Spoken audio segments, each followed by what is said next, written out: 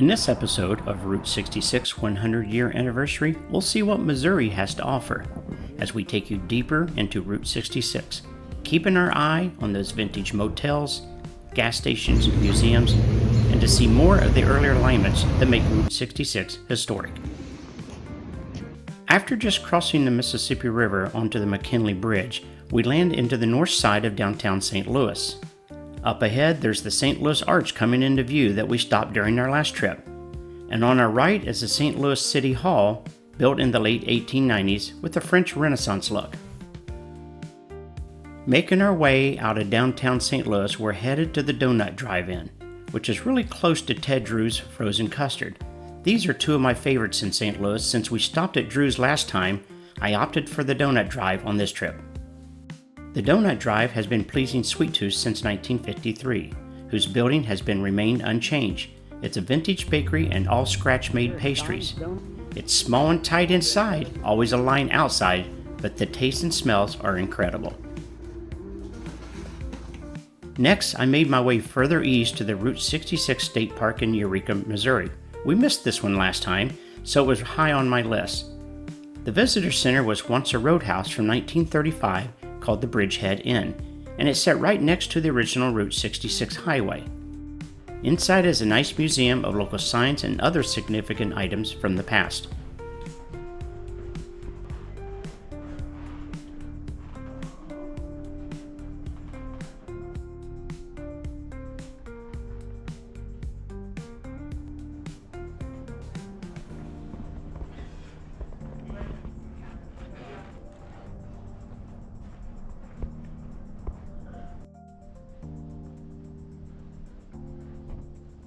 On the outside, there's some information about the Route 66 State Park. There's hiking trails and picnic areas.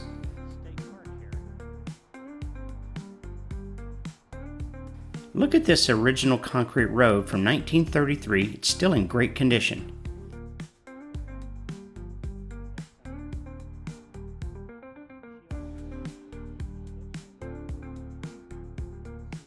And the Merrimack River Bridge in front of me was built during this same period to reroute traffic directly through this area.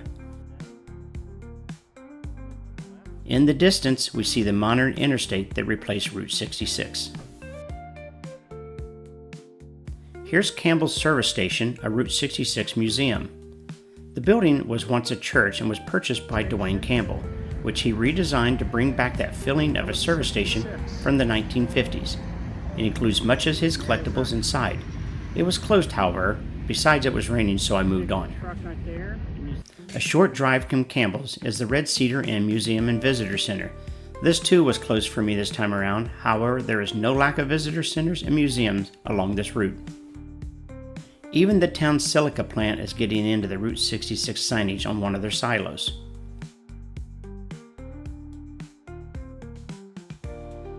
An old motel from the past on the left has seen its last of the Route 66 guests.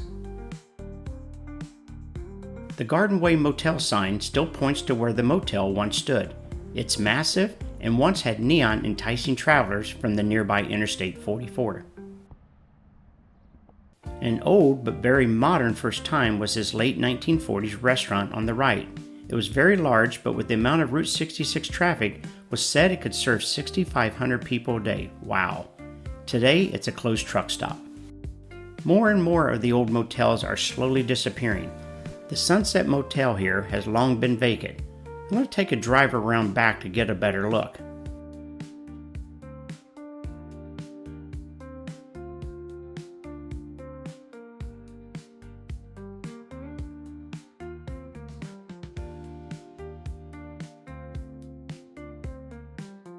I later learned just a month after I was stopping here where one room was damaged by fire, but the motel still stands. These billboards today still make us excited for the next attraction, but I think I'll pass on that cave ice cream. Indian Harvest on the right had some not so nice reviews online. I wanted to check it out, however it was closed and wasn't able to confirm. Wild Animal Park and more signs to pull us into the caverns. We stopped at the caverns last time, so moving on through.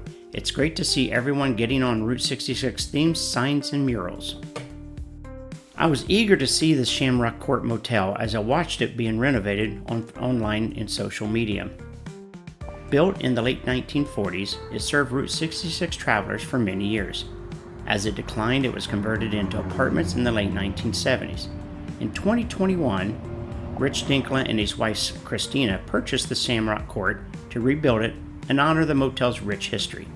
Rich, also known as Roaming Rich, is the past president of the Route 66 Association in Missouri and has contributed so much to keep Route 66 alive in his state. 2 days after my arrival, they began to serve their first guests. Rich was busy getting ready for opening day, but he still made time for me by offering a personal tour of the Neon Room. So let's check it out. Careful, it's still nice. Oh wow. Check this out. Wow. These guys got the nice beds there too. The beds are amazing. The beds are first class. You always see those on commercials. We're not playing around. Yeah, it looks beautiful. It's like a Seinfeld music or episode if you had the neons going all the time. Yeah, well, I just lit them up for you too. Okay, thank you. But, yeah, we'll get the rest of this room put together today. We still have some more tricks up our sleeve for this room, but Yeah. we're gonna have to block it off and do some stuff after we've opened it. But, yeah, I'm working on finishing out the trim for the ceiling. Uh-huh. This piece took us a while to get figured out.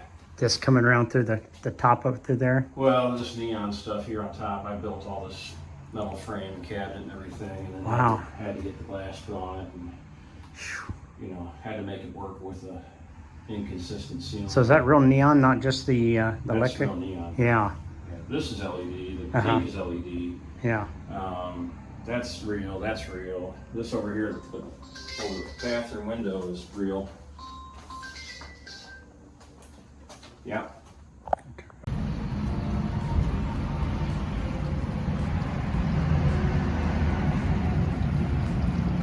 These winding back roads of yesteryear never get old. So peaceful. Coming into the town of Cuba, Missouri, where I'll spend the night, they too are celebrating the 100 years. We'll come back to Missouri Hicks Barbecue on the right, but first let's check into the Wagon Wheel Motel right next door. The Wagon Wheel Motel opened in 1936 as a cafe, soon included a gas station and touristy cabins we'll stay in tonight. Connie's Shop, named after the prior owner, holds retail items and doubles as the motel's office. Christina and Rich, owners of the Shamrock we just visited, bought the Wagon Wheel and opened it on April 8, 2026. It was perfect timing as my trip brought me here just 6 weeks later. I feel like I've been dropped back in time as I head to my room, a small but comfy cottage. My room wasn't quite ready, so I headed next door for dinner. Missouri Hicks Barbecue was great. I even opted for the smaller portion and still didn't have room for their dessert. I feel the best part of staying in vintage motels are the neon lights. There's just something magical about them.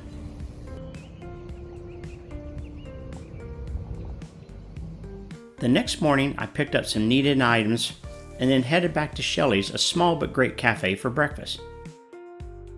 I ran into the two wonderful ladies, Charlene and Karen, who stayed in the cottage next to mine at the Wagon Wheel. They were during a girls' trip on Route 66 as well. It's people like this you meet along the way that makes the trip more memorable and fun. There's Cuba's birthday cake for Route 66 on the right. This town is well known for its murals, and I'll make a stop to share some of their artwork.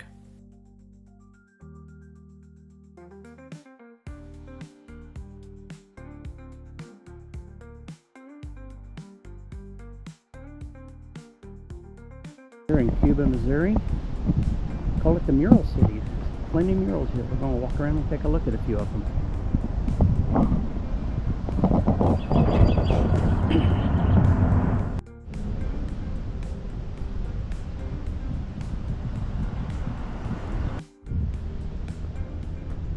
This is a really neat mural. Has a World War II dedication wall here.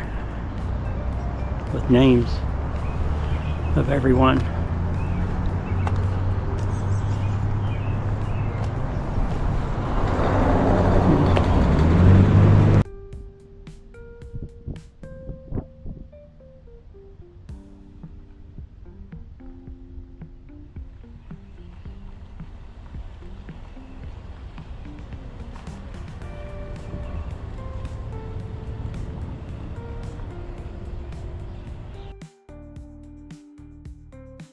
Once this was the world's largest rocking chair, but that title fell in 2015 when one just 14 feet higher was built in Illinois.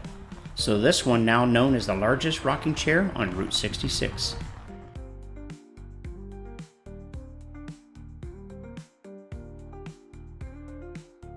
More murals as we exit the roundabout.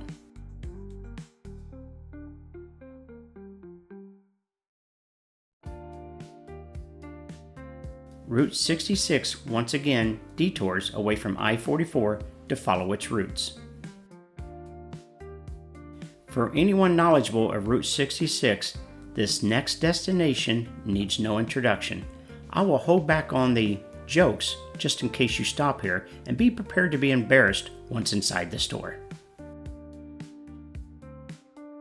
To St. Joseph, Missouri.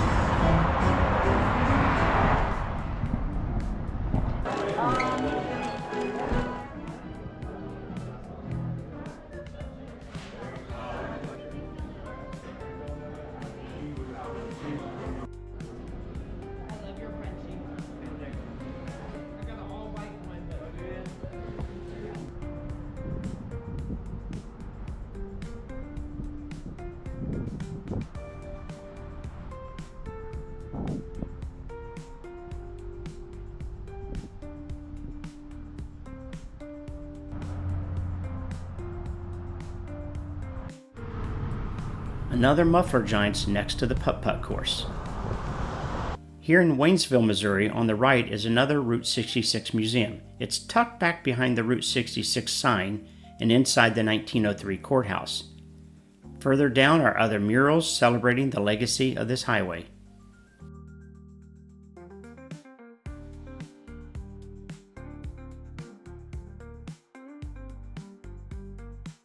Another example of original Route 66 road and bridges can be found in this dead-end portion of the highway. It was once named Highway 14, but became Route 66 in 1926 when Route 66 was established. Located near Hazel Green, Missouri, the bridge was built in the early 1920s and was nearly lost as it was considered unsafe for traffic. The Route 66 Association of Missouri stepped up with their then president, Roman Rich, started a movement to help save the bridge. The association hopes to repair safely and allow foot and bicycle traffic to cross the bridge. Munger Moss Motel, built in 1946, included a restaurant and filling station, both of which are now gone. Ramona Lehman and her husband Bob owned and ran the motel for over 50 years, since 1971 and until Ramona's death in 2023. The motel office now serves as a gift shop. We're greeted by Jess, who gives us a little history on the place and a little bit about Ramona and her guitar. Munger Moss is open again. Okay. And it's open again because we want to carry forward the Munger Moss instead of letting it go. Munger Moss is sold out to a company called the Dells, and they've turned these all into apartments. Oh, okay. So this is now a gift shop. Okay, so it's just a gift shop. Like I stayed at Wagon Wheel. They had a gift shop. Yeah. So yeah, back in the day they didn't have gift shop, but when Route 66 got deleted, then they had to find different ways to survive. So they put it. Now the sign is owned by the city out here, and the one's lit up here, the Munger Moss. Yeah, it'll light up at night. And yeah. We're gonna put a 30-foot guitar like this one over here. If you see this one over here, Loretta Lynn. Oh, wow. Which one? Loretta Lynn had stayed at this motel. Oh, right here. And Ramona knew her. Yeah, that's her guitar. Oh, wow. And we're giving that one away in January. And Okay. Show you the back of it. Well, I say January, December 31st is when we're giving it away. This is the back of it right here. Oh, wow. That's pretty cool. And that's Loretta on there. Yeah. And we're going to put a 30-foot, hopefully the plan is to put a 30-foot guitar out front and light it up. This guitar, she had that built out of wood from the Munger Moss from here. Oh, really? I built it. That is pretty cool. Say I built it. I have a patent on that guitar. And Glenn Morgan actually built the guitar.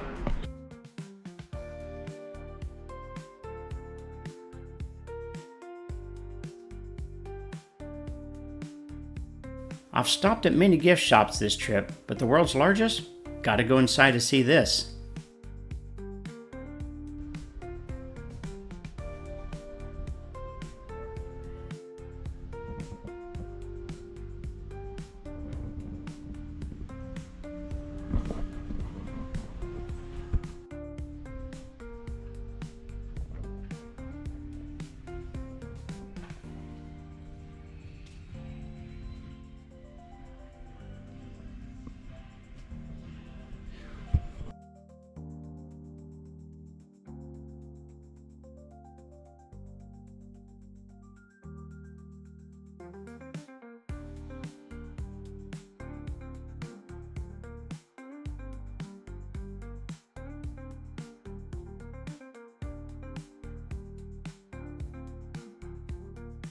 Rest Haven Court Motel on the left is open for business.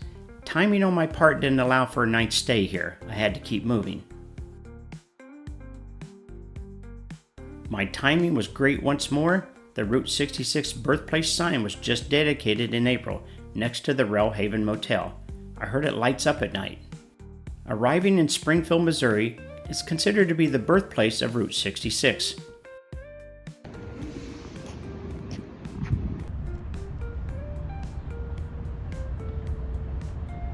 Just a few blocks away is the Birthplace Plaza with giant keys, building murals, and the Route 66 Welcome Center in downtown Springfield, Missouri.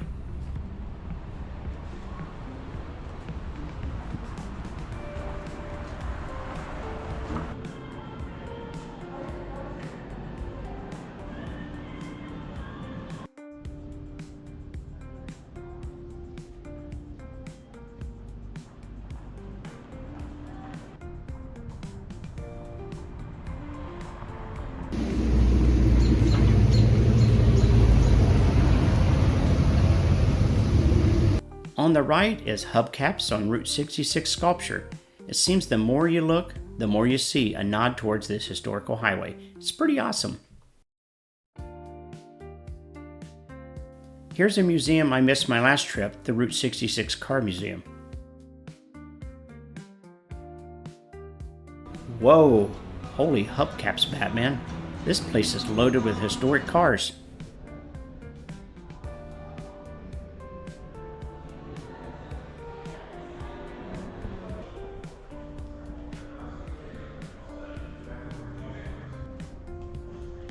This Ghostbusters car was one of 5 used in promotions for the 2006 release of Ghostbusters.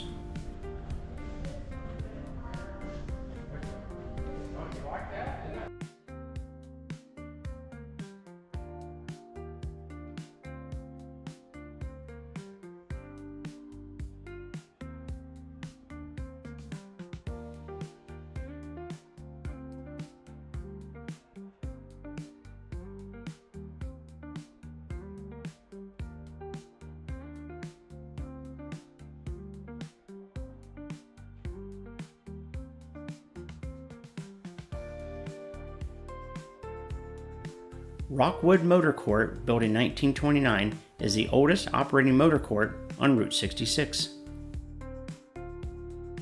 This building has seen its better days. It's a 1902 general store, or what's left of it. Imagine the stories from their days if they could be told. I'm stopping for another gem I missed on my last trip. This time it's Gary's Gay Burrito. a recreation of a 1930s filling station after the original burned down, and about everything else you can imagine.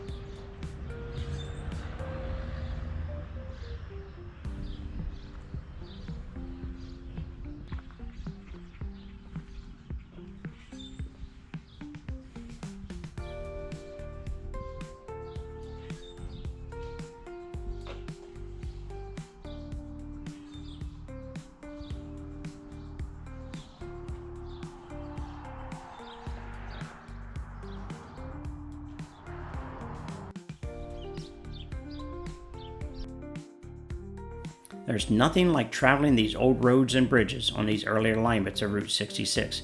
In just less than a mile, we'll be crossing another one.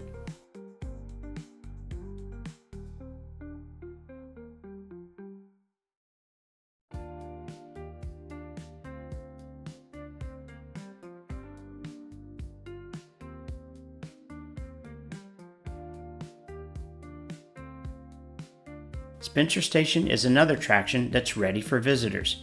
Spoke briefly with the owners who are busy on final preparations.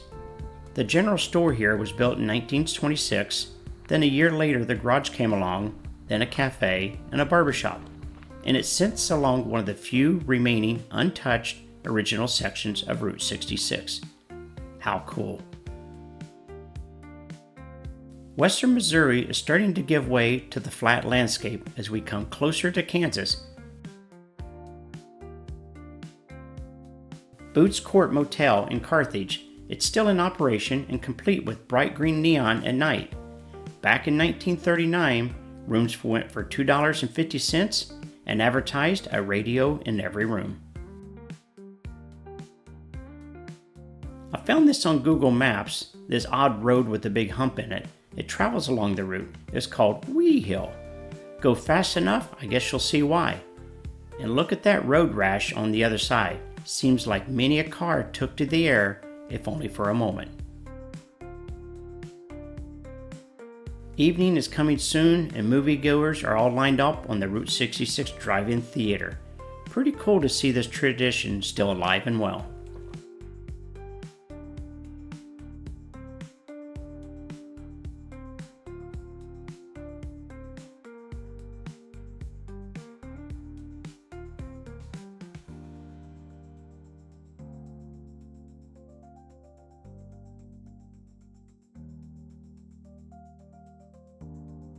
Joplin has a nice mural in downtown.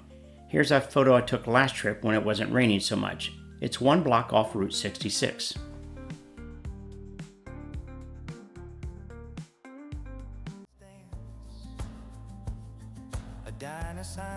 I hope you enjoyed this episode of Route 66. Kansas is just over this bridge and will be the shortest in road miles of any state on Route 66. Want more Route 66? Then watch our 8-episode series from our last trip. I'll leave a link in the comments. Until the next one. Every mile, a memory that travels.